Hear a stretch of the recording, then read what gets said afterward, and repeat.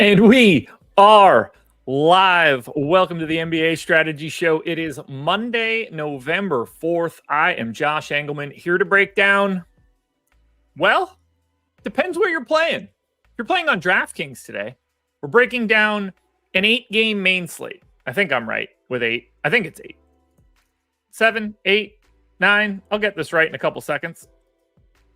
No, I was right the first time. Should have just showed the confidence. 8-game slate ahead of us on DraftKings. All 15 games on FanDuel, which is honestly untenable. The main focus of this show is going to be those first 8 games. We will absolutely touch on the remaining games. We'll take a little bit of a walk through it, but I'm not going to be as detailed for that. Look, 15-game slate, the optimal rates for everybody, barring pricing issues, are going to be like 6%. There's going to be a very little interesting stuff to talk about on FanDuel, in my personal opinion. So we are going to be a little bit lighter on the FanDuel side today. Kickstart. Since I know you're here, and I know you were tracking what we had going on yesterday, unrelated to this show, we'll definitely talk about it on Odd Shopper Live. Kickstart, I thought we had that one yesterday. Thought we had a 25x on Prize Picks. Lost it like 3 minutes to go in the Giants game. Rough. Brian Ingle, I missed the process show too, man. Trust me. I don't want it to be gone, but it's just really hard to manage 6:30 live every morning. But I love that show. That was my favorite thing I've ever done. But not fun. Look, we got to dive into this. We have a never-ending supply of basketball today. And lots going on. Because every team plays today. Everybody. All 30 teams in the NBA are on the docket. For those of you that don't know why, there is no basketball tomorrow. So there will be no strategy show tomorrow, because there is no basketball to talk about. We have no NBA because of the election. So free day tomorrow. Kickstart, you and me. So yeah, no basketball tomorrow means we're getting everybody today. Let's try to touch on this the best way that we can. Let's dive in. First game up, Milwaukee Bucks. They are 7-point dogs in Cleveland today. Q tag on Giannis. Still no Chris Middleton. Beauchamp is out. AJ Johnson's out. Chris Livingston's out. Pat Connaughton probable. For the Cavs, Q tag on Karis LeVert. We still don't have Max Strus. Jalen Tyson also out.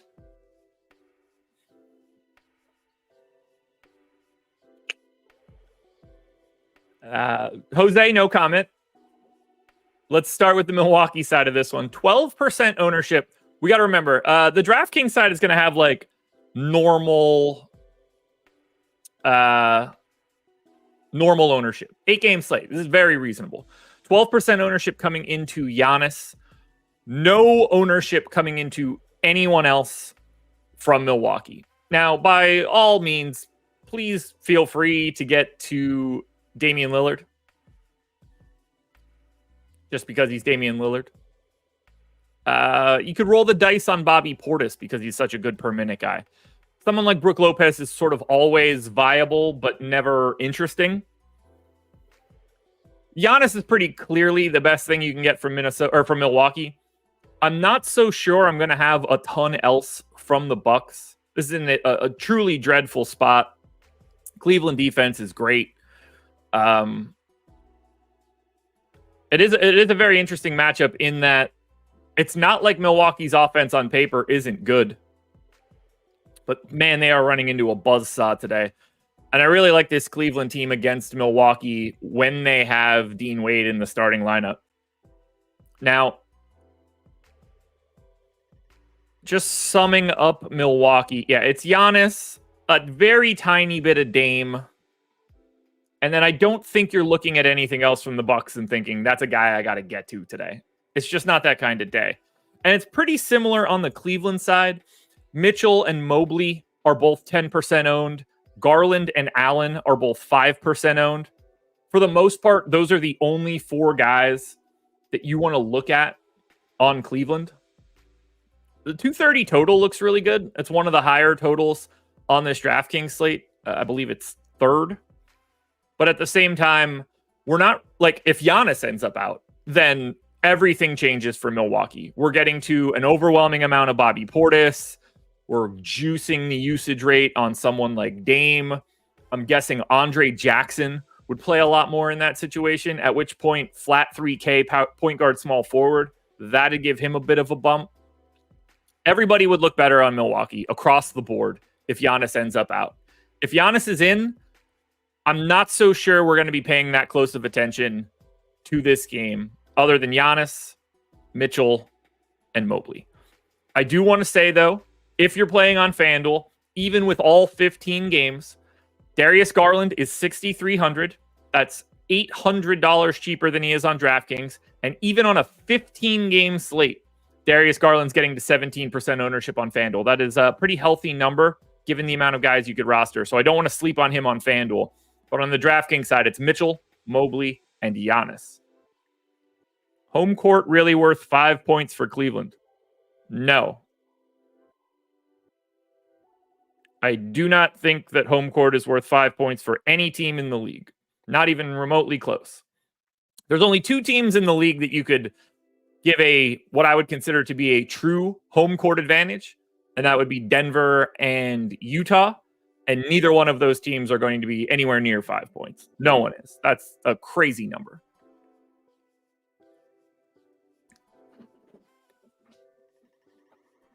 McNasty. I haven't finished prepping FanDuel yet today. I only made it through the first 11 games. And I'll have it for contenders posted to Twitter, but I couldn't get through all 15 this morning. So I didn't. There's just too much going on. Look, if today wasn't a Monday and we were getting this on a day without an NFL game, it wouldn't be too crazy to me. Nafal, I think you're missing 2 separate things. One, Giannis is questionable. That carries more weight. I mean, that's like one of the 5 most important players that could have a Q tag. So that certainly affects the line. But if Giannis is in, I have the line at 5. So I do think Cleveland is slightly overrepresented, assuming Giannis is in at full strength. It's also possible that we get word that Giannis is in and the line goes from 7 to like 6, and there's really not that much value in it.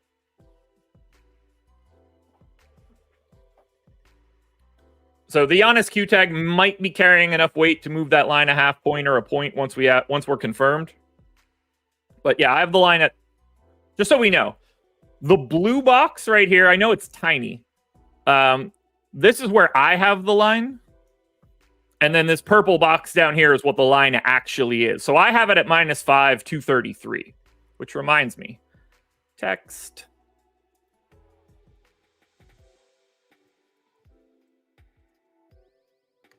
There we go. That looks better. So like I'm right in the ballpark there. I have it at 5. I think the Q tag probably explains all of it. Second game up, Golden State Warriors, 10-point favorites in Washington. This one's going to be pretty tough to break down right now. Steph is questionable. Melton's still out. Podziemski available. Wiggins probable. Bagley is questionable for the Wizards. Kyle Kuzma still out. Only one guy is getting any sort of love on the Warriors, and I think that's all you can do if he's in. Steph Curry, 8,800 on DK, 8,400 on FanDuel. Now, I only gave him 28 minutes. I don't like him at all. I'd be very surprised if he comes back and plays like legitimate 33 type. I mean, these guys are playing 11, 12 guys every night. So I went 28 to Curry, at which point I find the ownership to be off-putting. But this is something where, one, we don't know how he's playing or if he's playing. Two, we have no idea really what the prop market is going to look like with him back. So I don't really have any indicators right now. But if I go with the assumption that Steph is going to be light in the minutes a little bit today in that first game back, and I don't know why he wouldn't be. You don't bring Steph Curry back after missing a couple games with like a legitimate injury and then play him 34 minutes against the Wizards. There's just better opportunities. I don't see a situation where you're rostering anything from Golden State today unless Steph is out. We've seen these guys have their prices rise a little bit with Steph out. If he's back, that just makes everybody unplayable. The only guy getting any ownership is Draymond, which really does have like the least amount of tie to Curry in terms of like whether he's there or not. It's not like Draymond goes and picks up 15% usage. He's 4% owned on DK and 7 on FanDuel. I have no interest in Golden State today if Steph is in.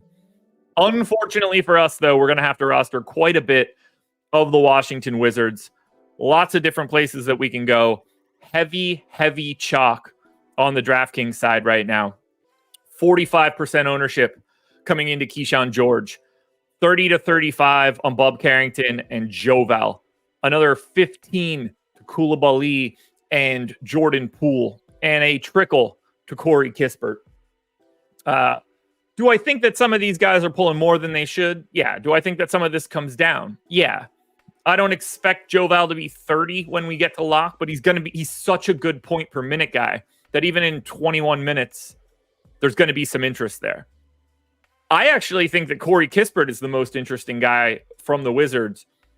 If he's going to be the 6th highest owned dude on Washington at 6%, give me the $4,900 shooting guard small forward that's going to play 32 minutes today and upwards of 35 or 36 in a competitive matchup. Now, that's not to say that I don't like Bob Carrington at 4,600.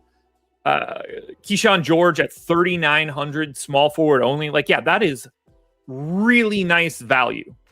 Maybe a tad overrepresented. I assume we get some more value throughout the day. But I think Kispert is the GPP pivot. Koulibaly is like the easiest guy to get to just because they're going to play him a shit ton. He's got great positionality. Not the best per minute dude in the world, but that's okay. But value from Carrington, value from Keyshawn George. Joval's like a 1.4 fantasy point per minute guy. And then Jordan Poole. I don't really get to him a lot. He's 12% owned. He was 7% optimal for me. He's a guy that you should probably have in like 10 to 15% of your lineups. I have no problem getting to Jordan Poole. Revenge narrative alert against the Warriors. I think the Warriors defense is really good. I think this is a pretty tough spot for Poole. He's certainly going to want to get his shots up. That's for sure. But this is the first team we've talked about on the DraftKings side that you're going to have a lot of. That's what the Wizards look like today. And if there's no Steph, giant improvement. Now, with Steph in, I actually have this line at 10. So I feel like nothing's moving here. But Koulibaly, Kispert, Poole, Bob Carrington, Keyshawn George, Joval, they all need to be paid attention to today. Washington is a priority. I don't like saying that. The Los Angeles Lakers are 7-point favorites in Detroit, 226 total. And by the way, if you're here, hit that like button. We got lots to break down. Lakers are pretty easy to talk about. We do have one small caveat. AD is probable. Austin Reeves is probable. D'Angelo Russell is questionable. If D'Angelo Russell happens to be out, we're definitely going to pay at least a little bit more attention to Gabe Vincent. We do need to remember that Gabe Vincent is one of the worst per minute fantasy players that exist. Keep that in mind. But we have one other piece. You know, no Christian Wood, no Jared Vanderbilt, no Christian Coloco still. My boy Hood Schifino is still in the G League. We got to talk about one dude here today. I assume that Jackson Hayes is going to continue to play for right now. We can certainly keep an eye on it. There's a decent chance that Jackson Hayes doesn't get to participate in a decent chunk of this season. For now, I'm just leaving him in as the backup center, but something to pay attention to if we have to move some of these pieces around, because they're going to have to go small. They're not all of the guys that could potentially play center, Coloco, Vanderbilt, Wood, None of them exist right now. So on the off chance that they throw Jackson Hayes in jail or something, we might have some shorthanded depth on the Lakers. I don't think that's happening today, though, but keep it in mind. Mitch, Josh, what do we think? What do we think win big tonight, drop out of college tomorrow? Oh, I gotcha. Win big tonight, drop out of college tomorrow. Mitch, there's not enough money out there today to drop out of college. Depends what your major is, though. There's like a 90% chance that whatever your major is should lead you to drop out of college no matter what. Yeah, I'm saying it. College sucks for like 90% of people. College is a really great opportunity to learn how to be a human being. Education-wise, I couldn't hate it more. All depends what you're doing, though. If you're going for an art history degree, just get it online. You know, you want to be a doctor? Yeah, I want my doctor to go to college. If you're going to be a philosophy major, drop out and take those courses online. Very anti-college. Most people shouldn't go. Not for the cost they pay. You definitely shouldn't go to college if you have a shit major and you're going to a school that is expensive. You're going to go to a state school and pay the low rate. That's one thing. However, just don't do that. Just don't do that. Lakers are getting some love. 18% ownership to LeBron James. Around 10 for AD. Around 10 for Reeves. Around 10 for Russell. LeBron and Reeves are the two guys that I like the most here. Reeves has the point guard, shooting guard eligibility. LeBron James, small forward, power forward eligibility. I kind of like Reeves the most. And I really like what he's doing for the Lakers so far. LeBron just always has a bigger projection than I'm ever going to get to. I think he's so public that his prop market's off by like a point every day. It's the way that I'm leaning. The way I'm seeing it is basically it's starters or nobody. AD, LeBron, and that's really the case on most slates. The priorities are going to be Reeves and James for me. And depending on how salary and positions look, you could see AD creep up. We're going to be talking about Sabonis shortly. We've got a lot of value on Luke Cornett. Cat is on this slate. Şengün is on this slate. We got a lot of options at center.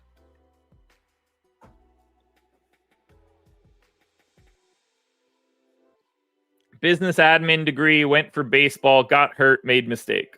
Gotcha. Yeah, I mean, that business admin degree is going to be a piece of paper for your first couple of years out, and then no one will ever care again that you have it. That's the kind of bummer with that one. I can speak from someone that has a business administration and finance degree and an economics minor. No one gives a fuck what I have now. Clearly doesn't matter in this realm at all. Basically just buys you into your first job so you can get experience. Because I promise you, when you're 37 years old, no one gives a shit that you had a 3.2 at awful university. It's so weird. I hate college. We as a society in the United States approach education so poorly. Shout out to like Japan for being awesome at education. Teaching people how to be real people when they're kids. Manners and stuff. Yeah. AD, LeBron, Reeves, Rui, Russell. Only guys you're looking at on the DraftKings side. I would rank them Reeves, LeBron, Russell, AD, and Rui.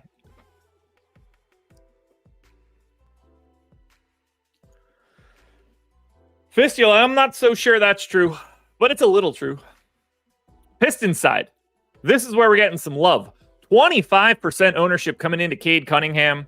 Just shy of 20 to Tobias Harris. 15 for Jaden Ivey. And then a trickle of Tim Hardaway Jr., Jalen Duren, and Malik Beasley. Pretty clear to me that Cade is the guy you want here from the Pistons. Not that I love the ownership, but he is my most optimal guy at 12%. Next up is either going to be Duren or Ivy. Now, Duren's minutes have been really weird. They've been playing Isaiah Stewart a little bit more. I've got a 28-20 split in here right now. But I do like the idea of a roll the dice on Duren. But it's really, the focus, I think, is going to be Ivy, Harris, and Cunningham. That's where the ownership is really coming in. Mitch, glad you're here, man. Glad you're here, for real. It's good to have you. I mean, Tobias Harris scares the hell out of me, but I think he looks decent. Ivy certainly has the pop. It's definitely a better situation for guards than bigs against the Lakers. That's generally my thought process. I don't want a lot of AD if I'm a big. But Cade's the guy you want from the Pistons. Running the show. I think it's helping him a lot to have a lot more real bodies. Jason Gordon, any love for Beasley? A little bit, but not really. 3,700 is a nice price tag. Shooting guard only is a little limiting. He's such a bad per minute dude, though. I mean, I gave him 25 minutes. You need a lot more to be happy, and you really just need an outlier shooting performance. Just not the kind of guy that I'm looking for on a day like today.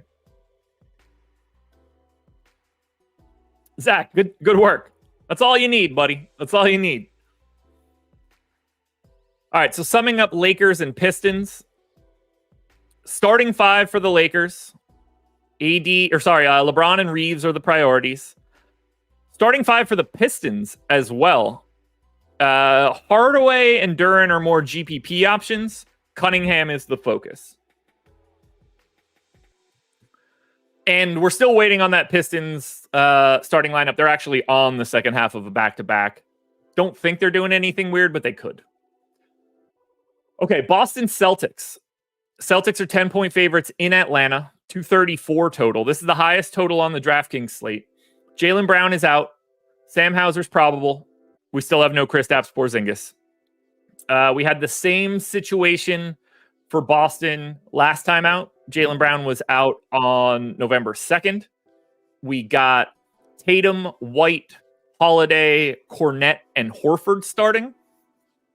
In theory, that could be a different starting lineup today. They could start Peyton Pritchard, play Drew Holiday at the 3 if they wanted to. I don't think it matters all that much because I don't think the rotation really is changing, but they are live to make a change to their starting lineup. Tons of ownership coming in here. 30% to Jason Tatum, 10 to White, 10 to Holiday, 20 to Peyton Pritchard, 20 to Kata, and then the big one, 50 to Luke Cornette, 3,900 center only. Assuming Luke Cornette starts, he looks amazing. That value is really difficult to get away from. You don't need much out of him. You know he's going to be out there filling up a stat sheet, at least on the rebound side. You know, a 10 and 10 is very live for somebody like Cornette. CG, how much will I late swap? Every 15 minutes. I will try to late swap every 15 minutes.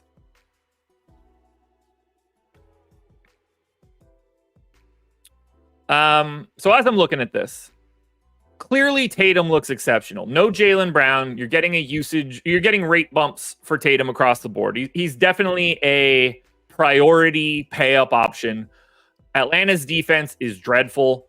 Jason Tatum doesn't have to deal with another like 29% usage dude being around. Paying up for him is going to be very easy to do. Derek White, I think, does get the biggest benefit to the team in terms of what he becomes when Jaylen Brown's not around. He sees a pretty sizable usage bump when everybody else is sort of like when Jaylen Brown and Porzingis aren't on the floor, everybody else is available. We do see a pretty sizable bump to Derek White's usage. I think 12% ownership to Derek White is actually light right now.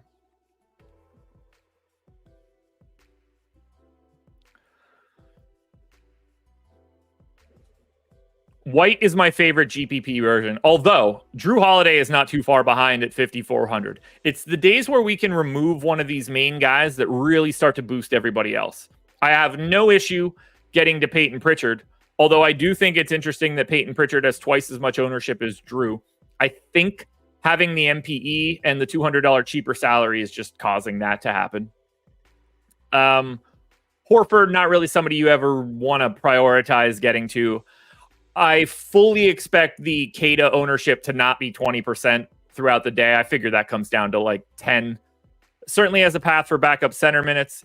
He played 24 on the first. That was the day without Al Horford. With Horford in, though, Cada only played 15 minutes the next day.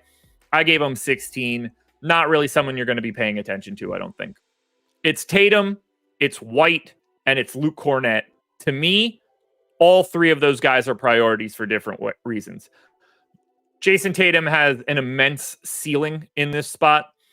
Luke Cornett's value, basically impossible to get away from. And then I just don't think that Derek White at 6,700 is the correct price if Jaylen Brown is out. So really, really, really like Boston. Boston's like the good version of Washington today. You'll feel a lot more confident clicking a Boston name than you will a Wizards name.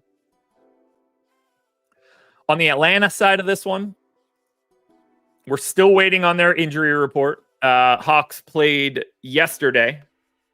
Okongwu did not play yesterday. I expect him to play today. That should limit Larry Nance. There is no ownership coming in to Atlanta. 4% to Jalen Johnson on DraftKings, 5% on FanDuel. That's the highest number. Now, I think Jalen Johnson is underrepresented on DK at 8,200. He's playing 37 minutes a night or more. Last five games here for Jalen Johnson. We'll go last four. 38, 36, 40, 39. I went 37 for him today. I think Jalen Johnson looks like a really nice GPP option. Everything else you want to do for Atlanta is a random roll of the dice flyer. You can't prioritize Atlanta here. Trae Young is going to be in for a real rough night. When you have White and Holiday in your pocket all day and no one else really to do anything of value, that's going to get tough. So to me, it's Jalen Johnson from Atlanta and basically nothing else. We go to game number 5. The Memphis Grizzlies, a team I am exceptionally sick and tired of. No Desmond Bane, no Gigi Jackson, no Luke Kennard, no Marcus Smart, no Vince Williams, and John Conchar is doubtful. Brooklyn is on a back-to-back. Ben Simmons played the front end of that back-to-back. I am not expecting him to be playing the second half of today's back-to-back. There's absolutely no ownership coming in to the Memphis side. 6% to Triple J on DK is the highest mark of anybody. Jalen Wells got to 10% on FanDuel at 4,800. I don't know why he's only 4,800. I think Jalen Wells and Santi Aldama look like really interesting GPP plays in this spot. Wells, 5,100, shooting guard, small forward eligible. And then the most interesting part of Wells, 36 minutes last game, 36 minutes the game before that. All the guys that have been out are still out. I only went 35 on Wells, but he's going to play a ton. And to me, 4% ownership for Jalen Wells, that's what we want. Santi Aldama is basically the same situation. 35 minutes and 33 minutes over the last 2. 35 4 games ago as well, but that was with no John Morant. I think we're live to get to both of those guys in large field GPPs. There are no... Honestly, I think Jalen Wells is a bit of a priority, if I'm being honest. To get him with the best positionality at 5,100, he's getting slept on today in a matchup that should be competitive. Like, we have Memphis... Well, the line is Memphis minus 5.5. I'm just putting this out there right now. I have this line at Memphis minus 1. I'm a big fan of Brooklyn right now in terms of betting on them and them being a competitive basketball team. We got to remember that Brooklyn is going to be two different teams this year. Everything they did on the offseason set them up to be bad this season. They traded for their first-round picks again, so they have their 2025 first in their pocket. There's no incentive for them to be any good, but they're good now. They're deep now. They have real NBA players. They have a decent enough defense. They can prop up their offense when everybody is in. When they trade all of the real human beings that they have by the deadline, that's when the Brooklyn team starts to be really bad. But they're not that yet. So pay attention to that. Speaking of, 10% ownership coming into Dennis Schroeder, Cam Johnson, Cam Thomas, and Dorian Finney-Smith. I think all of those guys should be in and around 10% owned.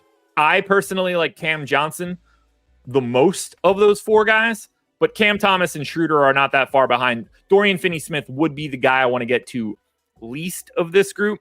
I don't really see any situation where you're getting to anybody else. I don't want to go to bench Brooklyn dudes. So the focus is on Schroeder, Johnson, Cam Thomas. My preference is Cam Johnson. I don't really want to go crazy on any of these dudes. But I do like Brooklyn.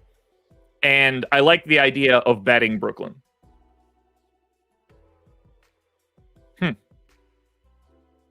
5 games down. We're moving pretty well. All right, if you haven't done it yet, hit the like button. That will help out a ton. Because I got to talk about what's on the screen right now. That's the promo code MILL. M-I-L-L. This promo ends tomorrow. Last day for it. If you're an NFL fan, this is what you're looking for. 30% off any NFL package that we have. Whatever you're choosing. And you'll get projections. You'll get ownership. You'll get our top stacks tool. Boom bust ratings. You'll get our single lineup simulator, our contest generator, our entire other simulation package if you're looking to play bulk entry, 20 max type stuff, 150 max if that's your cup of tea. We did this to celebrate a week ago. This past Sunday, not yesterday, but a week ago, Rick12324 used our tools, has our avatar, and went ahead and grabbed himself a 7-figure takedown and won the Millie last week.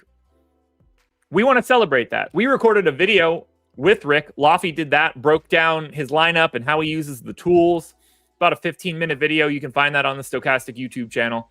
But we wanted to celebrate the fact that one of our subs took down $1 million. So we're rewarding you guys by giving 30% off your first week or month, depending on which package you choose, by using the promo code MILL. There is a link in the description of this video. If you're watching it on YouTube, the link is there.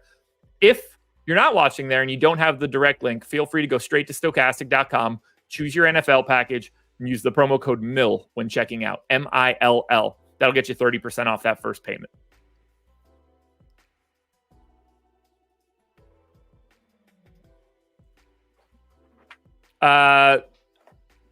Jason, no, I have absolutely no interest in Ja. Just doesn't play enough. Sacramento Kings, 2.5-point dogs in Miami, 227 total. Not too much to worry about here. Kevin Huerter, questionable for Sacramento. He missed their last one. Everybody that's normally available for Miami is available here today. There's no ownership coming into Sacramento. 2% to Malik Monk is the high mark. Not all that surprising. No ownership coming into them on FanDuel either. These guys are full stop GPP pivots. You want to take a chalky guy out of a chalky lineup on DraftKings and swap one of those dudes to DeRozan, to Fox, to Sabonis, to Keegan Murray. All those guys are like 8% optimal, 1% owned to me. They're GPP flyers at most. They are not lineup core plays. They are not cash plays in any way.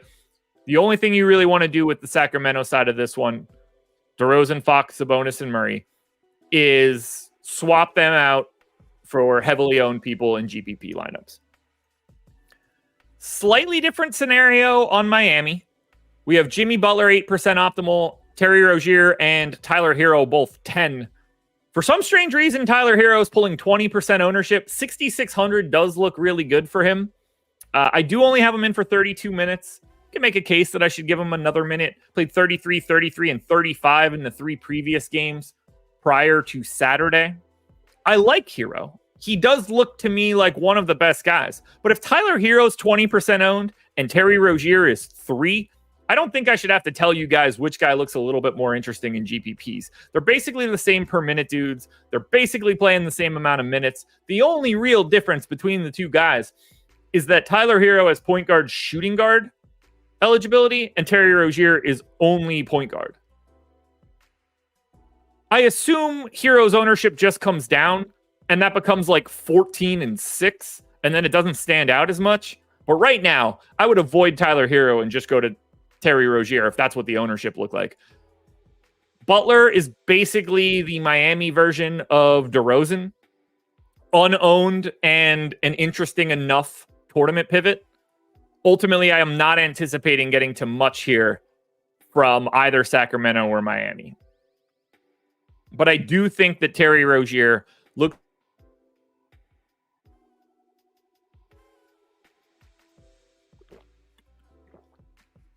All right, game 7.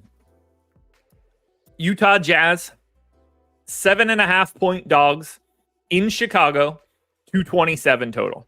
There is absolutely no love coming in for Utah. We do have to worry about one piece of news, though. Jordan Clarkson's already out. Taylor Hendricks, we know, is out. Colin Sexton's available. Lauri Markkanen's questionable today. That could change things. The line currently being 7.5 is a little interesting to me. I have the true line at 4.5. That could just be Markkanen in the same way that we talked about Giannis earlier. There's no ownership coming into Utah. If Markkanen happens to be out, that will change the entire scope of the Jazz. The Bulls' defense is not very good. They start countless ultra poor defenders, whether that's Zach LaVine, Josh Giddey, Nikola Vucevic, Kobe White. None of these guys are any good on D. So Utah can look a lot better if we lose Markkanen. But at this moment, with him in, maybe you roll the dice on Keontae George. I think your best bet, unless you think that Colin Sexton is going to somehow get a massive amount of minutes, I think you run away from Utah. I don't think you run away from Chicago, however. 10% ownership coming into Dosunmu, deserved. 10% ownership coming into LaVine, deserved. 18% ownership coming into Josh Giddey. A little high? Like a little high? He's only point guard eligible. That lack of flexibility surprises me. But he still looks good. Kobe White should be around 10% owned. That's sort of the case. LaVine's 10% owned. That's where he should be. Kobe White's 10% owned. That's where he should be. Ayo Dosunmu's 10% owned. That's where he should be. The guy that I think is getting slept on a little bit is Vooch. 7,900 center only 7% owned. I like the spot for him for sure. The problem here is that we do have like that giant Luke Cornett value that's causing some problems, but I like Vooch in GPPs. Yeah, Brian Ingle, you nailed it. 18 is too high for Giddey. He's more of a 15 guy, in my experience. What are you going to do? It's too fun to make that joke. Yeah, 18's too high for Giddey. I don't want to say that it should be 11 because that's just gross. That's just gross. But you're paying attention to the starting 5 plus Dosunmu. Well, 4 of the starting 5 and Dosunmu. I'm not enamored with Patrick Williams. Brian Ingle, that's a good joke. This is a gross game. This is a really gross game. Nice pace, though. I actually have this game with the highest pace of any game on today's slate. But we're going to need Markkanen out to make it a little bit more interesting. Final game on the DraftKings slate. So if you're playing on DK today, this game is the final game. Rocking the Houston shirt today. Representing for this one. After that, we're just going to very slowly work our way through the rest of the FanDuel options. On the Knicks side, Precious out, Mitchell Robinson out. Cam Payne is doubtful. On the Rockets side, only news is that Steven Adams is questionable. We found some ownership here, though. Josh Hart, 46% owned today. He actually showed up 21% optimal, which I'm guessing is my high mark. Yeah, Josh Hart is my number one play today by a couple percentage points. He's the best play of the day. Small forward, power forward eligible. I've got him in for 38 minutes. Could be more. They might, it depends what they want to do with campaigns minutes. Maybe they don't put anybody in the rotation. It wouldn't shock me. 21% optimal, 46% owned. If you're getting to anybody from the Knicks, you are absolutely clicking on Josh Hart's name first. Lock button cash game play. Put him in right now. He is absolutely positively the first guy you're putting into a cash lineup. I wouldn't stop there, though. I have Bridges, Anunoby, Brunson, and Towns all just north of or 10% optimal. Now, Anunoby, unowned at 3%. Like him in GPPs. Bridges, 6% owned. I had him 12% optimal. Really like him in GPPs. Brunson should be around 20% owned, so that's completely justified. Towns should be around 12% owned, completely justified. We're going to be paying very close attention to the Knicks, in particular the starting five, because these guys are going to get run into the ground because they don't have any other choice, and they keep doing it over and over again. Massive minutes to the Knicks starters. Don't sleep on any of them. Some are GPP pivots. Some are lock button plays. And when I say lock button, I don't mean like you're playing 150 lineups and Josh Hart's at all of them. But there's a reason he's 46% owned. He's the unequivocal number one play on DraftKings today.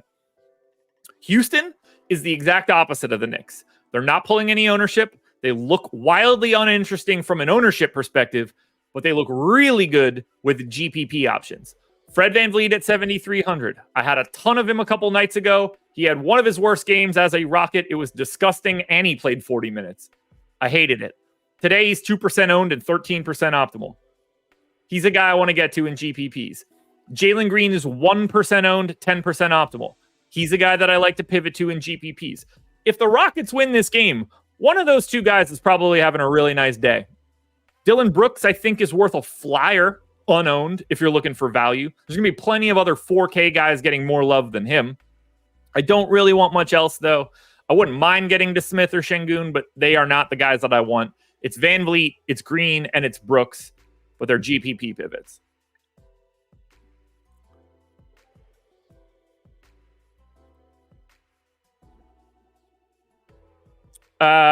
Steven, I'm guessing that Şengün was in foul trouble. He only played 21 minutes. I'm going to pull up the popcorn machine and take a look.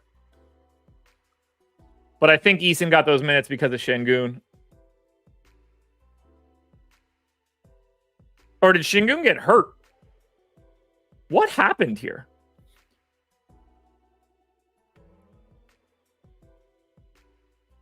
This is really bizarre.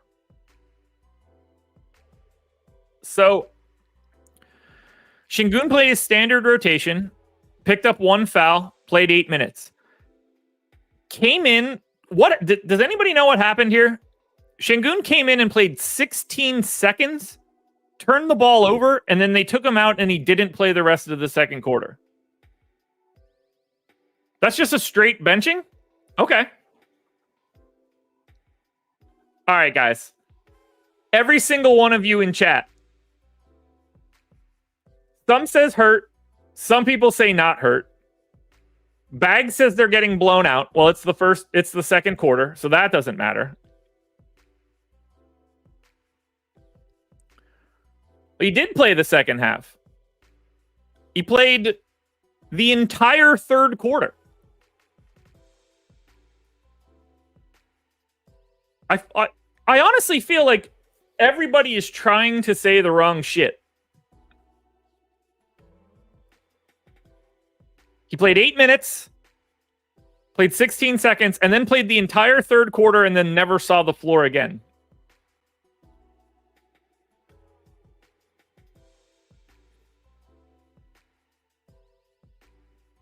I mean, I don't know that we can say that they made a comeback without him. He was plus 12 in the third quarter, playing the entire quarter. What are we doing here? The only thing that's important is why didn't he play the rest of the second quarter? Allegedly, he went to the locker room. I'm not going to read into this too much. The minus 17 in the first rotation certainly didn't help, but he worked it all back in that third quarter. Either way, I'm not all that interested in Şengün, and I'm not reading into the minutes for Tari Eason. Van Vliet, Jalen Green, Dylan Brooks, GPP plays. Play Josh Hart as much as you possibly can. And that concludes the DraftKings portion of this show. Ken, he didn't play the fourth quarter or OT, but he played the entire third quarter.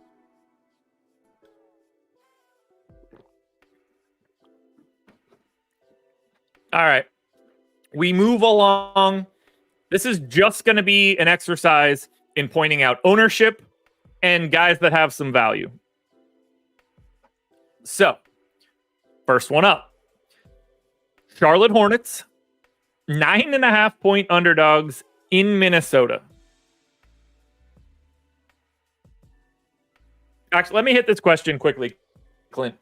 Let me put it up on the screen so people can see it. Says, Josh, you have any advice for me? Starting to use The Sims for NBA, I play single entry. I am mainly getting lines with players from the first games of the slate. What do you do to get more late players? All right, so the cocky answer here is choose lineups with more late players. Boost late games if that's what you want to do. Boost players in late games if that's what you want to do. Choose a different lineup.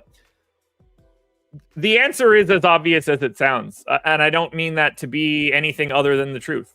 If you want more people in late games, choose a different lineup. That's all that's all that there is. Do something, either pick lineups with more of those guys, or put in small boosts to the later games and hope that those lineups climb. Brian, no lineups today. We're not going to have any time. I only have about 10 minutes left. There's just really no other way to answer that question. If you're looking at lineups and they don't have enough people from the late games, do something to put them in there. That's all you can do.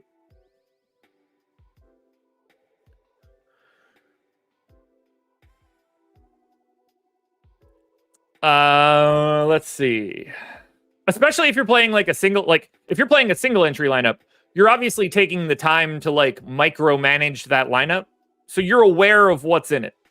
You kind of just have to pay attention to it.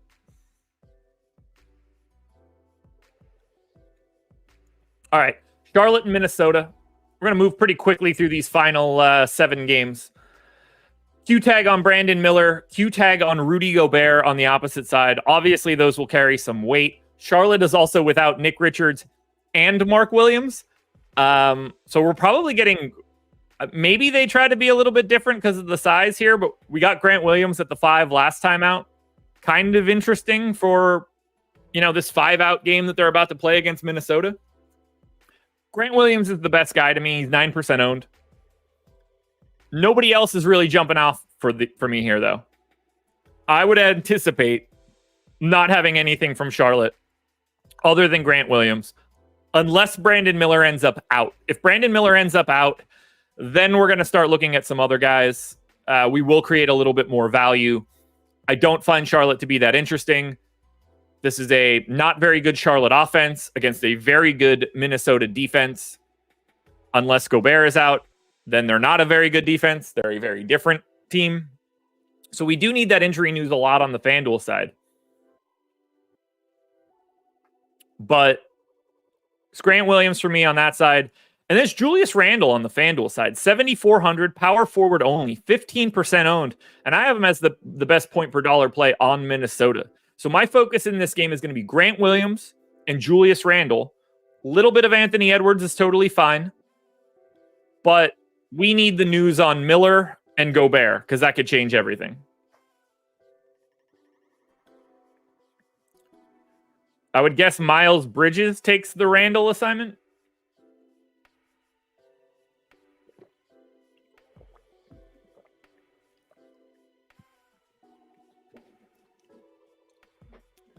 Yeah, I mean, I fully expect the Rockets to be doing a bunch of weird shit with their closing lineup. They just got too many bodies. They need to learn who can play with who.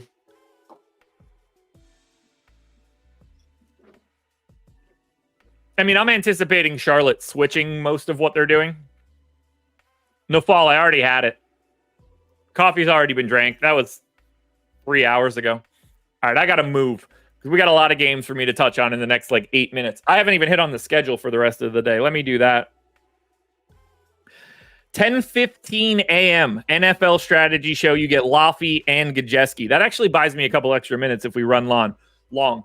I will be back then at 5 p.m. tonight for the deeper dive. That's going to be myself and Spags. We're going to be aggressively focused on the DraftKings side and then probably sum up FanDuel at the end. But with these two different slates, we got to focus on the main 8 games.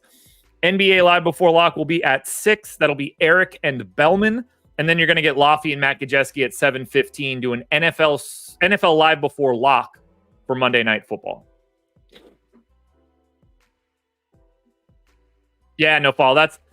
I don't need as much coffee now. I'm on the combination of Zins, Gatorade, and Ritalin. So I'm flying high in the mornings now. Coffee is less. So Orlando OKC. Orlando 12-point dogs. Biggest dogs on the slate. Very tough spot here. Goga questionable. Wendell Carter Jr. questionable. Obviously Paolo out. OKC has everybody they normally have. We are getting a little bit of love to Franz Wagner and KCP on FanDuel. I am not that big of a believer in Franz for this game. I don't hate the KCP value at 3,900, but we got to remember KCP is like a 0.6 dude, so you need a specific outcome. But I think KCP looks like the best option from Orlando. I don't want much else. They have no offensive talent to speak of. Their offense is bad, and they are about to run up against the unequivocal, to me, based on who's healthy, the best defense in the league. This is a really, really tough spot for Orlando. There's a reason that line is so big. I don't want much from the Magic, and I don't really want anything from OKC. They aren't playing guys massive minutes. This doesn't strike me as a spot that's going to have a lot. Like I'm not expecting 35 out of SGA and Jalen Williams and 30, well over 30 for Chet. Aaron Wiggins has 8% ownership. That's the most of anybody. I think Jalen Williams sort of looks like the best dude, but we got to remember Paolo being out limits Orlando because like no one can score. Orlando's defense is still incredible. I actually only have Orlando's defense a point behind OKC in this matchup. So they look great defensively, and I think that makes OKC look a lot worse. But the offense is just a giant gap. I have it over 5 points. I do think the line is a little too long. I have it at 7.5. So if you want to roll the dice on Orlando's defense, keeping them in this, I don't hate it. I'll tell you one thing, though. I definitely greatly prefer the over in this game, which I don't think people will want to get to. 215 total, super low. Portland and New Orleans. Portland 3-point dogs in New Orleans, 222 total. We don't know the status of anybody on the Pelicans yet since they're on a back-to-back, so that could get a little dicey. Portland actually has a Q tag on Time Lord. Robert Williams is questionable. It's going to be very interesting to see what they do with Time Lord. If I'm Portland, I think it's very easy. You make Robert Williams the backup center to DeAndre Ayton, and you put Donovan Clingan in the G League for every game that that Ayton and Clingan that Ayton and Time Lord are healthy.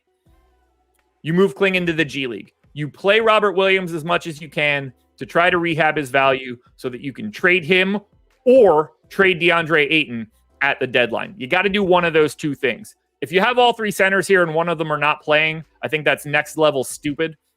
Get Clingan the minutes you can every other time, and then use Dwop Reith as your third center. That's what Portland should be doing. One thing I could tell you that they're going to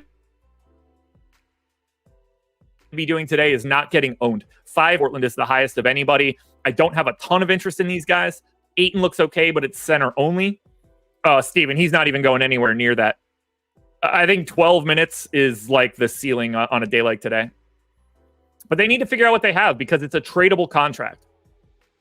Pelicans are way different. We have no idea who's going to be available here, but 30% ownership to Zion, completely justified to me. 35 to Brandon Ingram. I definitely like Zion more than Ingram, but Ingram has MPE and a $1,100 cheaper price. I'll definitely be interested quite a bit in Brandon Ingram. Yves Missi, 4,200 center only. Great point per dollar play. tough to want to get to lock up your only center. And then we have 17% ownership coming into Javonte Green, small forward, 4K, looks like a nice value. Hawkins is too expensive if he's in. Alvarado's too expensive.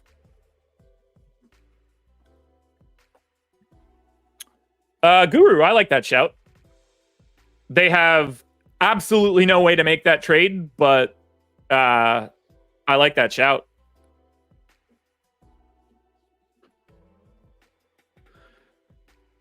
Indy Dallas, game number 12. Now, we're at a point now where I have not looked at any of the next 4 games. So I'm going to pull up the ownership table. I have not done these rotations personally. So we're just going to look at the Stokastic projections to finish this one off.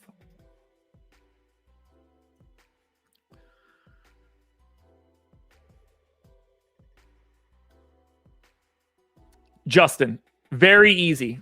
Any advice for contest selection on FanDuel? Lowest dollar contest you could possibly get into. The lower the contest, the less pros. And then you want to try to get into contests where the percentage of lineups that the pros have is naturally smaller than it normally would be. So like in a 150 max of like 5,000, you're going to be getting like 3% of the entries to every real good person. If you're getting in like single entries, 3 max, 5 max, 20 maxes, the proportion of entries that are going to go to bad players are significantly higher. And the lower the dollar contest, the less you're going to see those pros. So race to the bottom in terms of contest buy-in. You probably want smaller fields, single entries, 3 max type stuff. That's the direction you want to go, Justin. Hit all the beginner contests if you still have them. Okay. Indy and Dallas. I'm just going to filter to both of those teams. Let's go to Indy and Dallas. Benedict Mathurin, highest optimal rate on FanDuel from us at 15%. And then 12.5% ownership. Everybody else is single digit owned. So keep that in mind. Indy has a Q tag on Nemhard and no Aaron Nesmith. So I am a big believer in Benedict Mathurin. He's going to get his shots up. He's wildly inefficient. People are going to look at his stats this year and think that that's not true, but he's shooting disproportionately high at the rim, and rim field goal percentages are pretty predictable and also liable to produce a bunch of noise. But if we just look quickly at Benedict Mathurin so far this season, shooting 69.6% at the rim, when that inevitably comes down to proper ranges, that true shooting is going to start being in and around that league average mark. He's been playing a little bit better, but it's just hidden in ultra efficient shooting that I don't think that he's going to be backing up forever. Looks like a really good play with the positionality and the role and the price, but I'm not a believer in what he's done so far. It's a little shot lucky. After that in this game, there's really not much else that I'm interested in. The Dallas side doesn't have an injury report, so that could change some things. As always, you can always pay up for Luka if that's something you're super interested in. It's Luka. By all means, do it. Tyrese Halliburton absolutely killed me on Friday, so he's officially on my shit list. But you guys can see, only 3 guys are getting more than 3% ownership. Luka Doncic, Pascal Siakam, and Benedict Mathurin. And to me, those are really the only 3 guys that you want to pay attention to in Indy and Dallas. Next one is Toronto and Denver.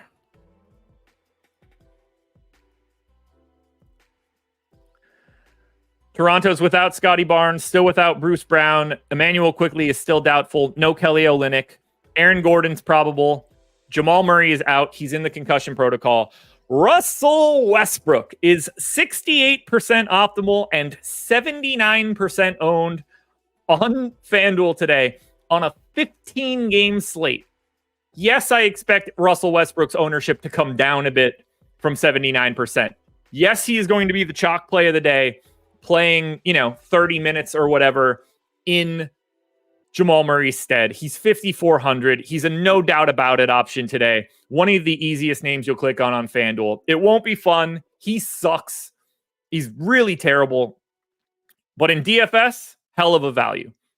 After that, Aaron Gordon, Michael Porter Jr., Christian Brown, all getting 10 to 15% ownership. Jokic looks really nice in this spot. Should own the boards. Going to have to do a ton with no Jamal Murray. Hopefully they can keep Russ in check. But it's the Denver side with Gordon, Porter, Brown, and Russ, along with Jokic. And it's basically nothing on Toronto. Philadelphia 76ers and Phoenix Suns. Philly is without Joel Embiid. Punching my microphone. Paul George is questionable. And from everything I've seen, it looks like he's going to make his debut today. Bradley Beal is questionable on the Suns side. No one's getting any ownership here, and if Paul George is back, no one should. We don't know what he'll do from a minutes perspective. It certainly takes a giant bite out of Tyrese Maxey. The highest owned guy in this game is Yusuf Nurkic at 3.5%, which means we are not paying attention to Phoenix or Philly in any way. GPP pivots at best. Maybe you're late swapping to them as some of your lineups die, and you're trying to gain a little bit of upside. I will be largely ignoring Phoenix and Philly unless we get a sign that Paul George is out or Bradley Beal is out, at which point we can juice up some of the value options.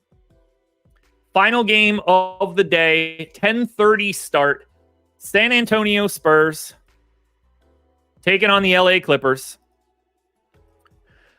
Spurs are at full strength still. I mean, no Devin Vassell, but he's been out. Clippers are also at full strength. No Kawhi Leonard, but we know what we're talking about there. So that's San Antonio and LA. Good. Wait. Oh, that's a stupid filter. Okay. Good news is the SA and SAC filter also brings in the Kings. It doesn't matter in any way. The highest owned guy from Clippers and Spurs is 2.4% owned James Harden. Nobody has any optimal rates worth speaking of.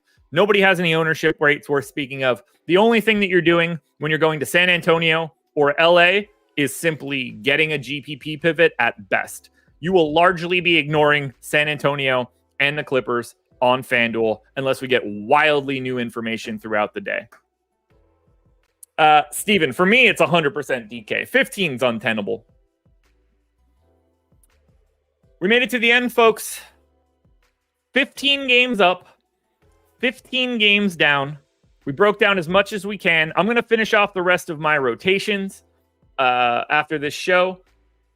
I'm going to record contenders and then get my FanDuel video, my DraftKings video posted and my FanDuel post to Twitter with my top 10s for both loaded up as well.